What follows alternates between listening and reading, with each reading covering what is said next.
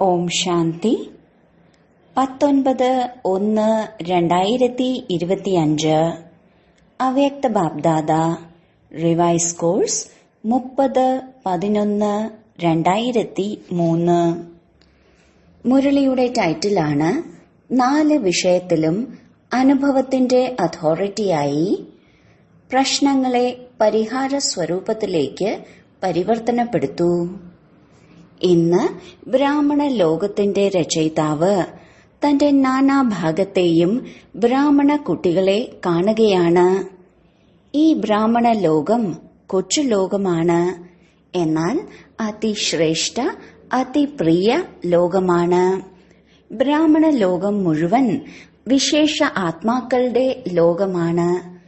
ഓരോ ബ്രാഹ്മണരും കോടിയിലും ചിലരിലും ചില ആത്മാവാണ്.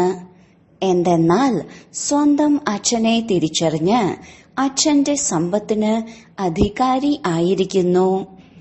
ബാബ ഉയർന്നതിലും ഉയർന്നതാണ് എന്ന പോലെ തന്നെ ബാബയെ തിരിച്ചറിഞ്ഞ് ബാബയുടേതാകുന്ന ആത്മാക്കളും വിശേഷ ആത്മാക്കളാണ്. ഓരോ ബ്രാഹ്മണ ആത്മാവിനും ജന്മനാ തന്നെ ഭാഗ്യവിധാതാവ് ബാബ മസ്തകത്തിൽ ശ്രേഷ്ഠ ഭാഗ്യത്തിന്റെ രേഖ വരച്ചിരിക്കുന്നു. ഇങ്ങനെയുള്ള ശ്രേഷ്ഠ ഭാഗ്യശാലി ആത്മാവാണ്. ഇങ്ങനെയുള്ള ഭാഗ്യശാലി എന്ന് അവനവനെ മനസ്സിലാക്കുന്നുണ്ടോ? ഇത്രയും വലിയ ആത്മീയ ലഹരി അനുഭവമാകുന്നുണ്ടോ? ഓരോ ബ്രാഹ്മണന്റെയും ഹൃദയത്തിൽ ദിലാരാമൻ ഹൃദയത്തിന്റെ ലാളന, ഹൃദയത്തിന്റെ സ്നേഹം നൽകുകയാണ്. ഈ പരമാത്മാ സ്നേഹം മുഴുവൻ കൽപ്പത്തിൽ ഒന്നിലൂടെ ഒരു സമയം മാത്രം പ്രാപ്തമാകുന്നു. ഈ ആത്മീയ ലഹരി സദാ ഓരോ കർമ്മത്തിലും ഉണ്ടോ? എന്തെന്നാൽ വെല്ലുവിളിക്കുന്നു, നിങ്ങൾ കർമ്മയോഗി ജീവിതമുള്ള വിശേഷ ആത്മാക്കളാണ്. കേവലം യോഗം ചെയ്യുന്ന യോഗിയല്ല, യോഗി ജീവിതം ഉള്ളവരാണ്. ജീവിതം സദാകാലത്തേക്ക് ആയിരിക്കും, സ്വാഭാവികവും നിരന്തരവുമാകുന്നു. 8 മണിക്കൂർ 6 മണിക്കൂറിന്റെ യോഗി ജീവിതം ഉള്ളവരല്ല. യോഗം അർത്ഥം ഓർമ്മ. ബ്രാഹ്മണ ജീവിതത്തിന്റെ ലക്ഷ്യമാണിത്.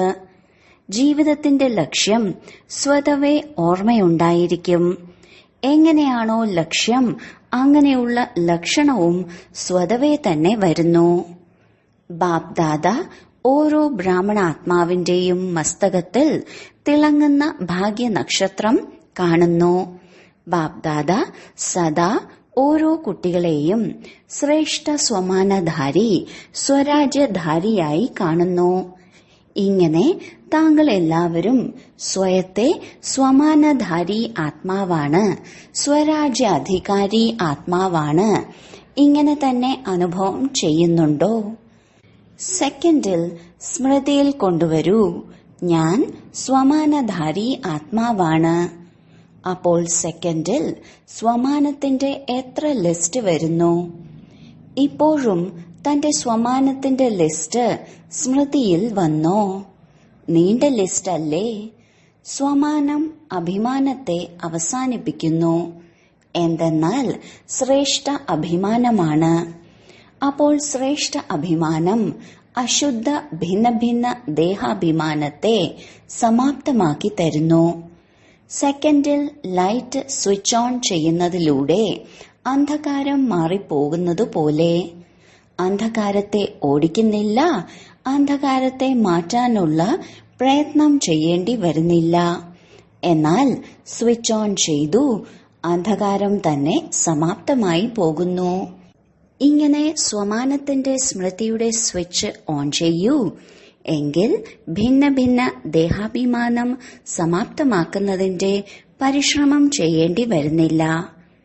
ഏതുവരെ സ്വമാനത്തിന്റെ സ്മൃതി സ്വരൂപം ആകുന്നില്ലയോ, അപ്പോഴാണ് പരിശ്രമിക്കേണ്ടി വരിക. ബാപ്ദാദ കുട്ടികളുടെ കളി കാണുകയാണ്.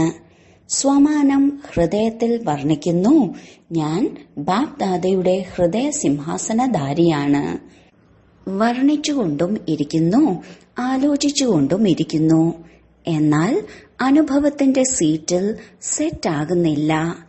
എന്ത് ചിന്തിക്കുന്നുവോ അത് അനുഭവം ആകേണ്ടത് അത്യാവശ്യമാണ്. എന്തെന്നാൽ ഏറ്റവും ശ്രേഷ്ഠ അതോറിറ്റി അനുഭവത്തിന്റെ അതോറിറ്റിയാണ്. അപ്പോൾ ബാപ് ദാദ കാണുന്നു, വളരെ നന്നായി പറയുന്നുണ്ട്, വളരെ നന്നായി ചിന്തിക്കുന്നുമുണ്ട്. എന്നാൽ കേൾക്കുന്നതും ചിന്തിക്കുന്നതും വേറെ കാര്യമാണ്. അനുഭവി സ്വരൂപമാകുക ബ്രാഹ്മണ ജീവിതത്തിന്റെ ശ്രേഷ്ഠ അതോറിറ്റിയാണ്. ഇതാണ് ഭക്തിയുടെയും ജ്ഞാനത്തിന്റെയും വ്യത്യാസം. ഭക്തിയിലും കേൾക്കുന്നതിന്റെ ലഹരിയിൽ വളരെയധികം മുഴുകുന്നു, ആലോചിക്കുന്നുമുണ്ട്. എന്നാൽ അനുഭവം ചെയ്യാൻ കഴിയുന്നില്ല. ജ്ഞാനത്തിന്റെ അർത്ഥം തന്നെയാണ് ജ്ഞാനി തു ആത്മാവ്. അതായത് ഓരോ സ്വമാനത്തിന്റെയും അനുഭവി ആകുക. അനുഭവി സ്വരൂപം ആത്മീയ ലഹരി ഉയർത്തുന്നു. അനുഭവം ഒരിക്കലും ജീവിതത്തിൽ മറക്കുന്നില്ല. കേട്ടതും ചിന്തിച്ചതും മറന്നേക്കാം, എന്നാലും അനുഭവത്തിന്റെ അതോറിറ്റി ഒരിക്കലും കുറയുന്നില്ല. അപ്പോൾ ബാപ് ദാദ കുട്ടികൾക്ക് സ്മൃതി നൽകുന്നു. ഓരോ കേട്ട കാര്യങ്ങളിലും എന്താണോ ഭഗവാനായ അച്ഛനിൽ നിന്ന് കേട്ടത് അതിന്റെ അനുഭവി മൂർത്തി ആകൂ. അനുഭവം ചെയ്ത കാര്യം 1000 പേർ ഇല്ലാതാക്കാൻ നോക്കിയാലും ഇല്ലാതാക്കാൻ ആവില്ല. മായയ്ക്കും അനുഭവത്തെ ഇല്ലാതാക്കാൻ ആവില്ല. ശരീരം ധാരണ ചെയ്യുമ്പോഴേ തന്നെ അനുഭവം ചെയ്യുന്നു, ഞാൻ ഇന്ന ആളാണ്. അപ്പോൾ എത്ര പക്കയായിരിക്കുന്നു. എപ്പോഴെങ്കിലും തന്റെ ദേഹത്തിന്റെ പേര് മറക്കുന്നുണ്ടോ? ആരെങ്കിലും താങ്കളോട് പറയുന്നു, അല്ല, താങ്കൾ ഇന്നയാളല്ല, എങ്കിൽ അംഗീകരിക്കാൻ കഴിയുമോ? ഇങ്ങനെ തന്നെ ഓരോ സ്വമാനത്തിന്റെയും ലിസ്റ്റ് അനുഭവം ചെയ്യുന്നതിലൂടെ ഒരിക്കലും സ്വമാനം മറക്കുകയില്ല. എന്നാൽ ബാപ് ദാദ കണ്ടു, അനുഭവം ഓരോ സ്വമാനത്തിന്റെയും ചെയ്യുന്നതിൽ അല്ലെങ്കിൽ ഓരോ പോയിന്റിന്റെ അനുഭവി ആകുന്നതിൽ യഥാക്രമമാണ്. ഞാൻ ആത്മാവ് തന്നെയാണ്. അനുഭവം ചെയ്തുവെങ്കിൽ ആത്മാവല്ലാതെ മറ്റാരാണ്? ദേഹത്തെ എന്റെ എന്ന് പറയുന്നു. എന്നാൽ ഞാൻ തന്നെ ആത്മാവ്. ആത്മാവ് തന്നെയെങ്കിൽ എവിടെ നിന്നാണ് ദേഹബോധം വരുന്നത്? എന്തുകൊണ്ട് വന്നു? കാരണം 63 ജന്മത്തിന്റെ അഭ്യാസമായ ഞാൻ ദേഹമാണ്. ഈ തലതിരിഞ്ഞ അഭ്യാസം പക്കായാണ്. യഥാർത്ഥ അഭ്യാസം അനുഭവത്തിൽ മറന്നുപോകുന്നു. ബാപ് ദാദയ്ക്ക് കുട്ടികൾ പ്രയത്നം ചെയ്യുന്നതായി കാണുമ്പോൾ കുട്ടികളോട് സ്നേഹം വരുന്നു. പരമാത്മാ കുട്ടികളാണ്, എന്നിട്ട് പ്രയത്നവും. കാരണം അനുഭവി മൂർത്തിയുടെ കുറവാണ്.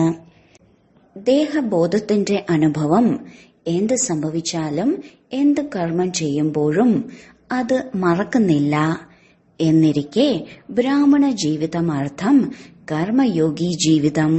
യോഗി ജീവിതത്തിന്റെ അനുഭവം എങ്ങനെ മറക്കാൻ സാധിക്കുന്നു?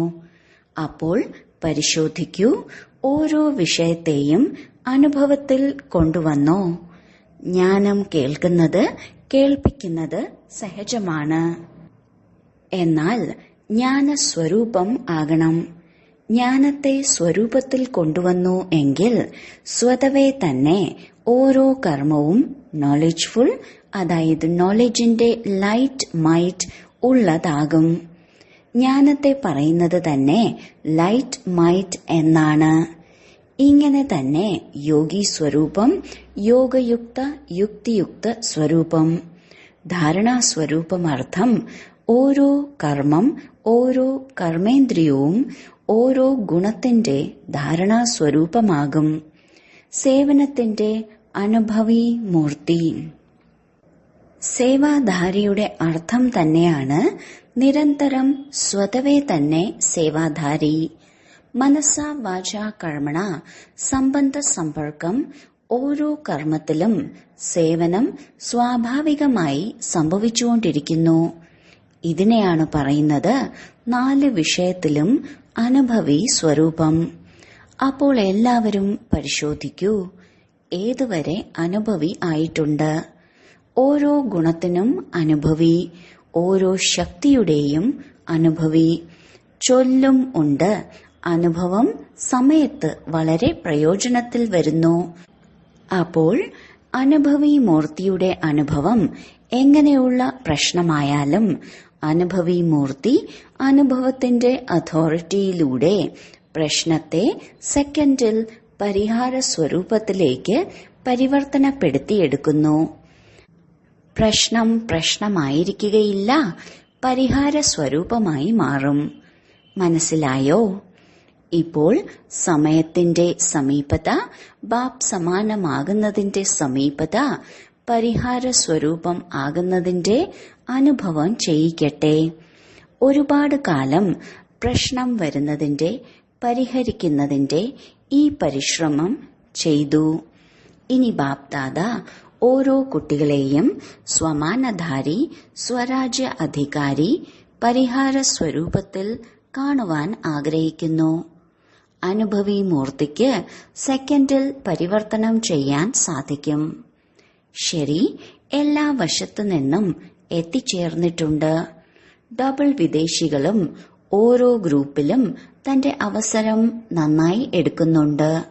ശരി, ഈ ഗ്രൂപ്പിൽ പാണ്ഡവരും കുറവല്ല. പാണ്ഡവരെല്ലാവരും കൈകൾ ഉയർത്തു.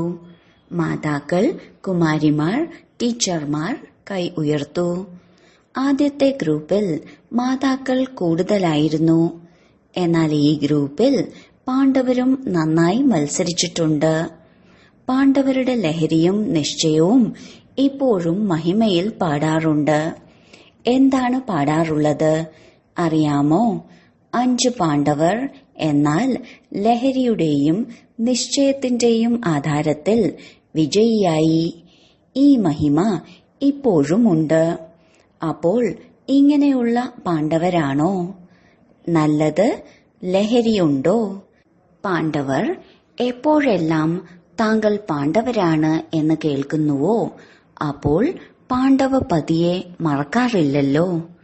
ഇടയ്ക്കിടെ മറക്കുന്നുണ്ടോ? പാണ്ഡവരും പാണ്ഡവപതിയും. പാണ്ഡവർക്കൊരിക്കലും പാണ്ഡവപതിയെ മറക്കാനാവില്ല. പാണ്ഡവർക്ക് ലഹരി ഉണ്ടാകണം. നാം കൽപ്പകൽപ്പത്തെ പാണ്ഡവരാണ്. പാണ്ഡവപതിക്ക് പ്രിയപ്പെട്ടവരാണ്. ഓർമ്മ ചിഹ്നത്തിൽ പാണ്ഡവരുടെയും പേര് കുറവല്ല. പാണ്ഡവരുടെ ടൈറ്റിൽ തന്നെയാണ് വിജയി പാണ്ഡവർ. അപ്പോൾ ഇങ്ങനെയുള്ള പാണ്ഡവരാണോ? നാം വിജയി പാണ്ഡവരാണ്. വെറും പാണ്ഡവരല്ല, വിജയി പാണ്ഡവർ. അത് തന്നെ. വിജയത്തിന്റെ തിലകം അവിനാശി മസ്തകത്തിൽ അണിഞ്ഞിട്ടുള്ളത് തന്നെയാണ്. മാതാക്കൾക്ക് എന്ത് ലഹരിയാണ് ഉള്ളത്? വളരെ ലഹരിയുണ്ട്. മാതാക്കൾ ലഹരിയിൽ പറയുന്നു, ബാബ വന്നത് തന്നെ ഞങ്ങൾക്ക് വേണ്ടിയാണ്. ഇങ്ങനെയല്ലേ? എന്തെന്നാൽ പകുതി കൽപ്പത്തോളം മാതാക്കൾക്ക് പദവി ലഭിച്ചിട്ടില്ല. ഇപ്പോൾ സംഗമത്തിൽ രാജനീതിയിലും മാതാക്കൾക്ക് അധികാരം ലഭിച്ചിരിക്കുന്നു. ഓരോ വിഭാഗത്തിലും താങ്കൾ ശക്തികളെ ബാബ മുന്നിൽ വച്ചില്ലേ? അപ്പോൾ ലോകത്തിലും ഓരോ വിഭാഗത്തിലും താങ്കൾ മാതാക്കൾക്ക് അധികാരം ലഭിക്കുന്നു. മാതാക്കളില്ലാത്ത ഒരു വിഭാഗവും ഉണ്ടാവില്ല. ഇത് സംഗമയുഗത്തിന്റെ പദവിയാണ്. അപ്പോൾ മാതാക്കൾക്ക് ഞങ്ങളുടെ ബാബ എന്ന ലഹരിയുണ്ടോ? ഉണ്ടോ? എന്റെ ബാബ എന്ന ലഹരിയുണ്ടോ? മാതാക്കൾ കൈവീശുകയാണ്. നല്ലത്. ഭഗവാനെ തന്റേതാക്കിയെങ്കിൽ ഇന്ദ്രജാലക്കാർ മാതാക്കളായില്ലേ? ബാപ്ദാദ കാണുന്നു, മാതാക്കളാകട്ടെ പാണ്ഡവരാകട്ടെ, ബാപ്ദാദയുടെ സർവസംബന്ധങ്ങളിലും സ്നേഹം സർവസംബന്ധങ്ങളോടുമുണ്ട്. എന്നാൽ ആർക്ക് ഏത് വിശേഷ ബന്ധമാണ് പ്രിയപ്പെട്ടത് അതും കാണുന്നുണ്ട്. പല കുട്ടികൾക്കും ഈശ്വരനെ കൂട്ടുകാരനാക്കുക വളരെ നന്നായി തോന്നുന്നു. അതിനാൽ ഖുദാ ദോസ്തിന്റെയും കഥയുണ്ട്. ബാപ്ദാദ ഇതാണ് പറയുന്നത്. ഏത് സമയം ഏത് സംബന്ധത്തിന്റെ ആവശ്യമുണ്ടോ ഭഗവാനെ ആ സംബന്ധത്തിൽ തന്റേതാക്കുവാൻ സാധിക്കും. സർവസംബന്ധവും നിറവേറ്റാൻ സാധിക്കും. കുട്ടികൾ പറഞ്ഞു, ബാബ എന്റേത്. ബാബ എന്തു പറഞ്ഞു? ഞാൻ നിന്റേത്. മധുബന്റെ ശോഭ നന്നായി തോന്നുന്നില്ലേ? എത്ര ദൂരെ നിന്ന് ഇരുന്ന് കേട്ടാലും കണ്ടാലും പക്ഷെ മധുബന് അതിന്റേതായ ശോഭയുണ്ട്. മധുബനിൽ ബാപ്ദാദയുമായി മിലനം ചെയ്യുന്നു. പിന്നെ മറ്റെന്തെല്ലാം പ്രാപ്തികളുണ്ട്? ലിസ്റ്റ് പുറത്തിറക്കൂ. എങ്കിൽ എത്ര പ്രാപ്തിയാണ്? ഏറ്റവും വലുതിലും വലിയ പ്രാപ്തി സഹജയോഗം, സ്വതവേ യോഗം ആണ്. പരിശ്രമിക്കേണ്ടി വരുന്നില്ല. അഥവാ മധുബന്റെ അന്തരീക്ഷത്തിന്റെ മഹത്വം വർണ്ണിക്കുകയാണെങ്കിൽ മധുബന്റെ അന്തരീക്ഷം, മധുബന്റെ ദിനചര്യ സഹജയോഗി, സ്വതവേ യോഗി ആക്കുന്നതാണ്. എന്തുകൊണ്ട്? മധുബനിൽ ബുദ്ധിയിൽ കേവലം ഒരേ ഒരു കാര്യമാണുള്ളത്.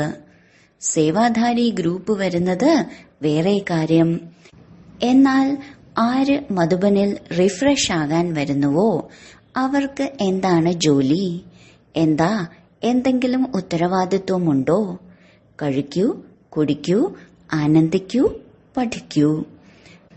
എങ്കിൽ മധുബൻ മധുബൻ തന്നെയാണ്. വിദേശത്തും കേട്ടുകൊണ്ടിരിക്കുന്നു.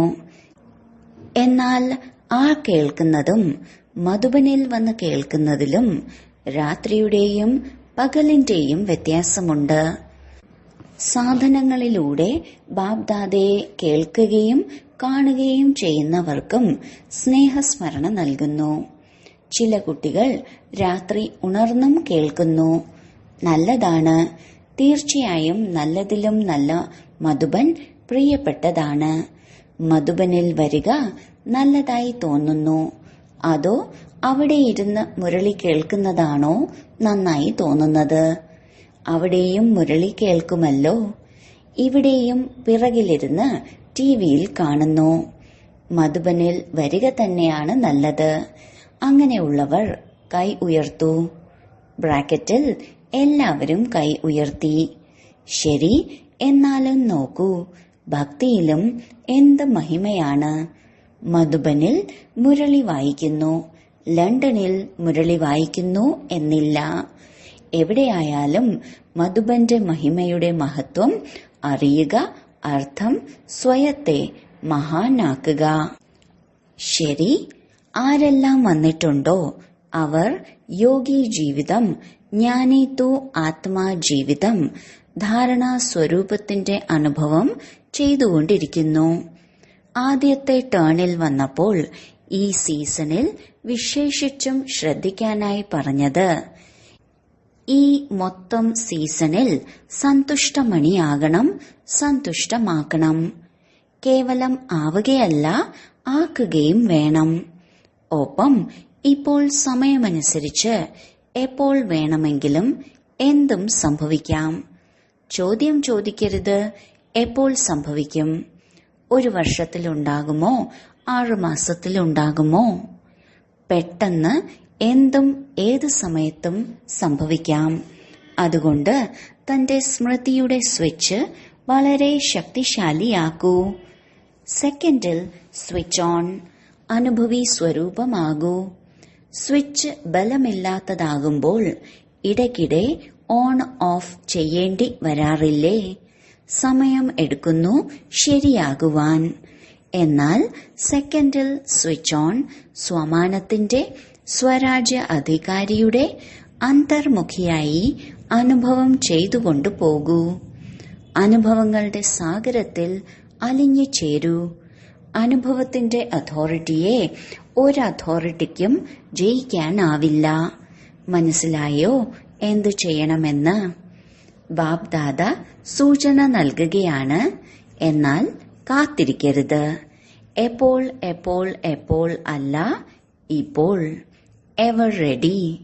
സെക്കൻഡിൽ സ്മൃതിയുടെ സ്വിച്ച് ഓൺ ചെയ്യാൻ സാധിക്കുമോ? ചെയ്യാൻ സാധിക്കുമോ? എങ്ങനെയുള്ള സാഹചര്യമാകട്ടെ, എങ്ങനെയുള്ള പ്രശ്നമാകട്ടെ, സ്മൃതിയുടെ സ്വിച്ച് ഓൺ ചെയ്യൂ.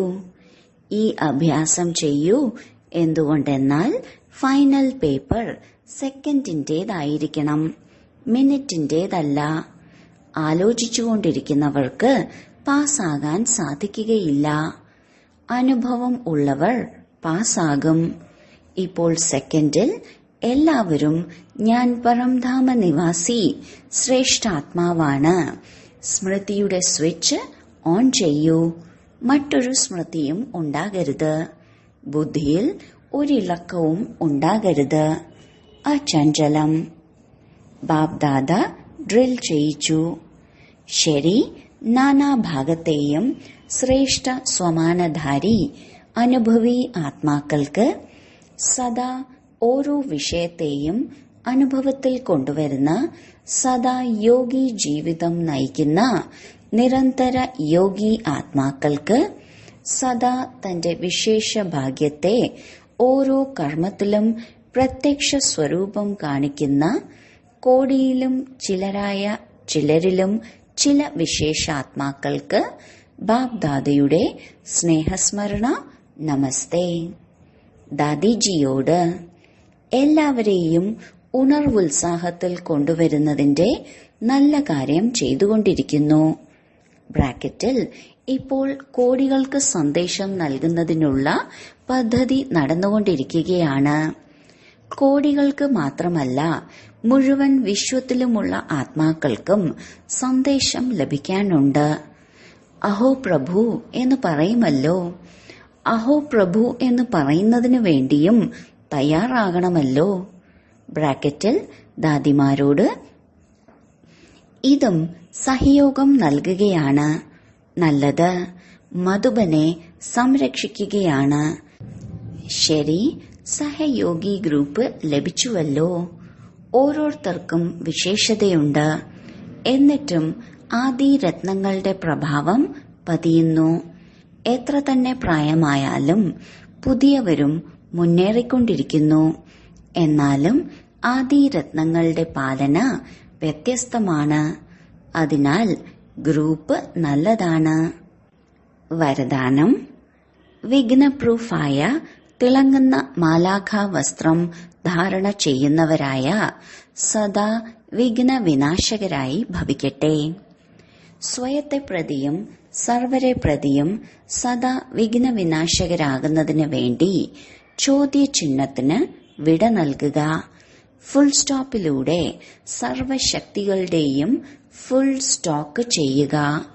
സദാ വിഘ്നപ്രൂഫായ തിളങ്ങുന്ന മാലാഖ വസ്ത്രമണിഞ്ഞ് ഇരിക്കുക.